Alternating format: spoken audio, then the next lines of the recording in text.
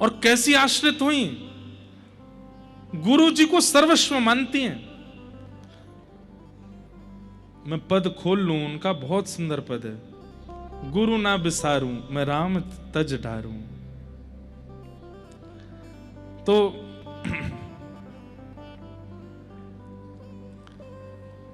एक दिन गुरु जी को अपनी कुटिया पर आमंत्रित किया सहजोबाई ने और कहा, गुरुदेव आप मेरे द्वारा प्रदान की गई सेवा स्वीकार करने आइए।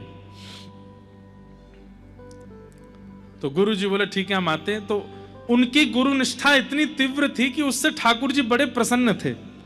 ठाकुर जी बोले आज हम सहजोबाई की परीक्षा लेते हैं। बोले क्या, कैसे परीक्षा लेंगे?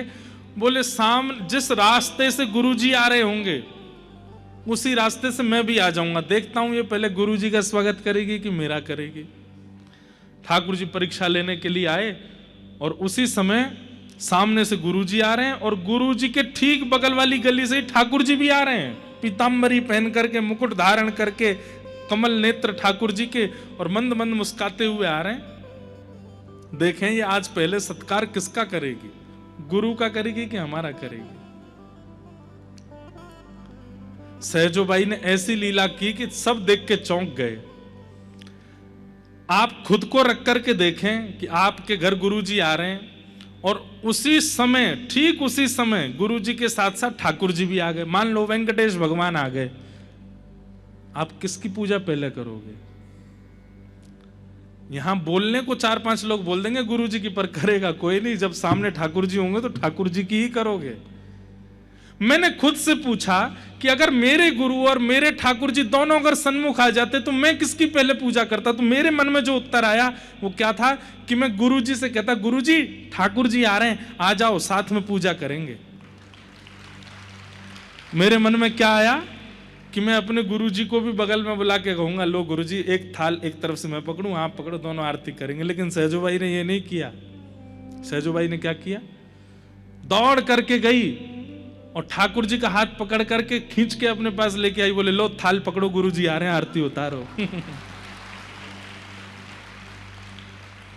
ठाकुर जी बोले, सहजो मैं भगवान हूं, मैं परमात्मा हूं, मैं ईश्वर हूं। सहजोबाई बोली, मैं सबका उत्तर दे दूंगी, सुनना चाहेंगे आप? बोले हाँ दो। बोले मेरे से श्रेष्ठ गुरु कैसे हो गए तुम्हारे? तब सहजोबाई उत्तर देती हैं, हरि ने जन्म दियो जग माही, आपने हमको विश्व में भेजा। आप भगवान क्यों हो? क्योंकि आपने हमको बनाया, आपने हमको शरीर दिया, आपने हमको नेत्र दिए, कान दिए, नाक दी, जीभ दी, हाथ दी, पैर दिए। लेकिन आपने आंख, नाक, जीभ, कान, त्वचा, हाथ, पैर सब दे दिए, पर इन पंच इंद्रियों और पंच कर्म इंद्रियों और पंच ज्ञान इंद्रियों को सद्मार्ग में कैसे लगाया जाए, ये तो गुरुजी ने सिखाया। आपने हाथ दिए, इन हाथों से असद क्रिया भी होती है, पर इन हाथों से सेवा की जाती है, ये तो गुरुजी ने सिखाया। इन नेत्रों को आपने दिया, पर इन नेत्रों से असद वस्तु देखी जाती है, इन नेत्रों से दर्शन करने चाहिए, ये गुरुजी ने बताया। आपने मन दिया और उस मन को हमने पूरे विश्व में भटकाया, पर उस मन को एकाग्र गुरुजी ने किया। आपने शरीर दिया, इस शरीर से व्यसन भोग किए हमने, पर इस शरीर से आत्मा को वैकुंठ की प्राप्ति गुरुजी ने करवाई। इसलिए आपसे श्रेष्ठ गुरुजी, आरती उतारो। राम तजू में गुरु ना बिसारूं, राम तजू में गुरु ना बिसारूं, हरि ने जन्म दियो जग माही, हरि ने जन्म दियो जग माही, गुरु ने गवन छुड़ाई, गुरु ने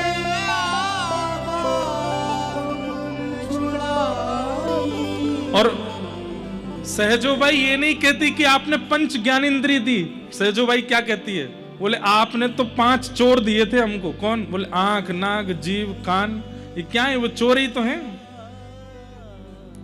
हलवाई की दुकान से इनका मन होता है कि बिना पैसे दिए रसगुल्ला खा लें। नेत्र तो वास्तविक चोर हैं। कोई सुंदर सामने आ जाए तो उसको ऐसे अपलक नेत्रों से बिना उसकी आज्ञा से देखने लग जाते हैं। ये पंच चोर आपने दिए। हरि ने 5 चोर दिए साथा, हरि ने 5 चोर दिए साथा, गुरु ने लई लुटाए अनाथा, गुरु ने लई लुटाए अनाथा। इन 5 चोरों को इनको लुटा करके ये जो अनाथ थे इनको सनाथ बना दिया। आपने तो ये चोर बना के भेजे थे, पर इनकी चोरी छुड़वाई किसने? गुरुजी ने। इसलिए गुरुजी श्रेष्ठ है।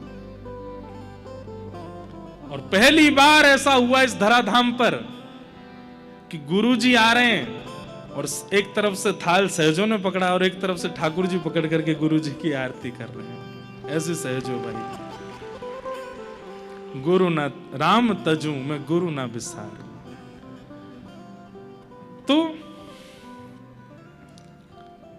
वैद्यम वास्तव मत्र वस्तु शिवदम। मैं किस लिए कह रहा था कि भाग्यवान व्यक्ति वो नहीं है जो बहुत धन कमा ले, ऐश्वर्य कमा ले, नाम कमा ले, यश कमा ले। ये कमाना अगर भाग्यवान होता ना तो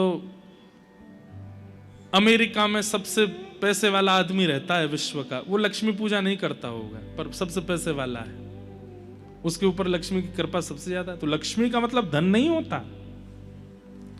आपके पास। लेकिन हाँ निश्चित है अमेरिका में रहने वाला सबसे धनवान व्यक्ति उसने एक भी रसिक संत का दर्शन नहीं किया होगा।